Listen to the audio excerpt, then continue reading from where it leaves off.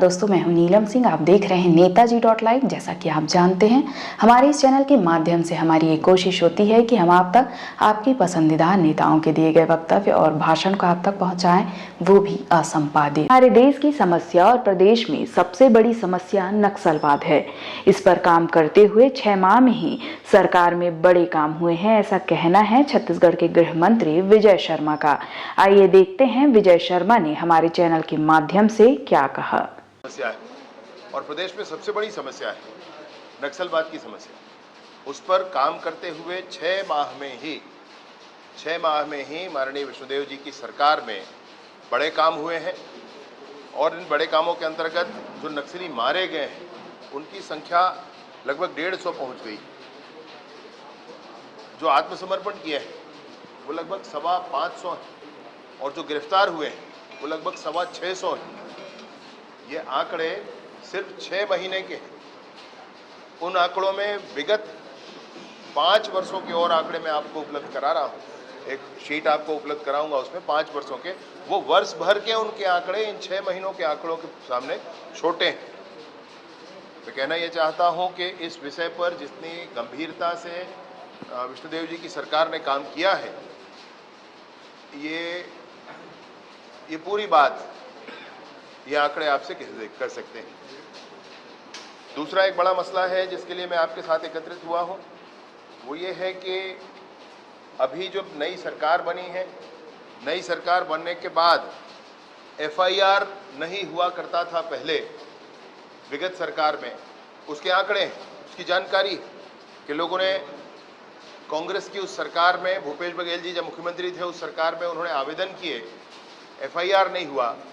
फिर ये नई सरकार आई, तब ये कहा गया कि लोगों की पीड़ा सुननी है, एफआईआर करना है और करके एफआईआर करके लोगों के लिए काम करना है। एफआईआर को रोककर आंकड़ों के खेल नहीं खेलना है। एफआईआर को रोककर आंकड़ों के खेल नहीं खेलना है, ये बहुत स्पष्ट तौर पे कहा गया। उसके उदाहरण भी हैं। मैं आपसे उसमें एक बात कहना चाहता हूं, जैसे बिलासपुर के एक पूर्व महामंत्री हैं कांग्रेस के, अकबर खान, उनकी गुंडागर्दी से लोग परेशान थे। उसका वीडियो भी है मेरे पास, मैं वो भी अभी आपको जारी कर दूंगा, वो भी आपको दिखा दूंगा।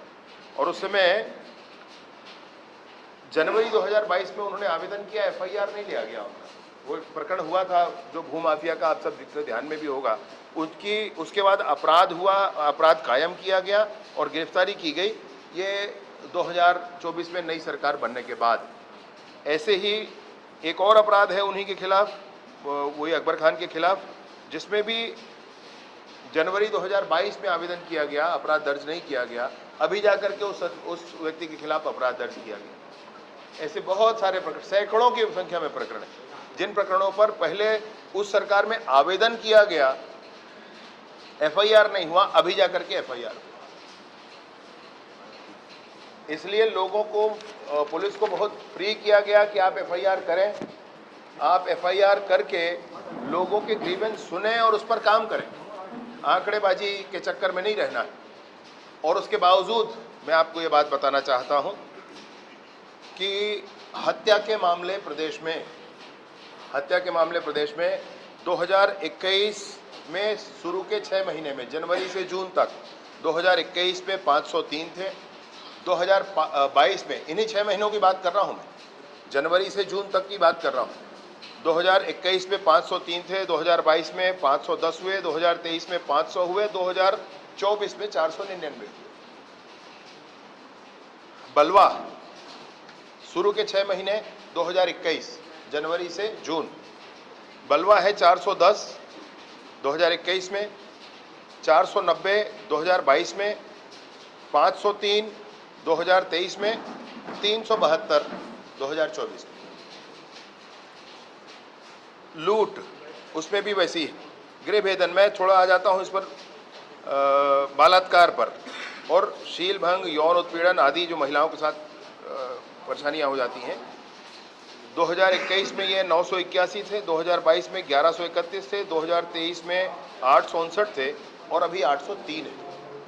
ऐसे ये सारे आंकड़े आपको ये बता रहे हैं कि इन सारे विषयों पर एफआईआर करने की जिद के बाद भी कमी आई है। इन सारे आंकड़ों में एफआईआर करने की जिद के बाद भी कमी आई।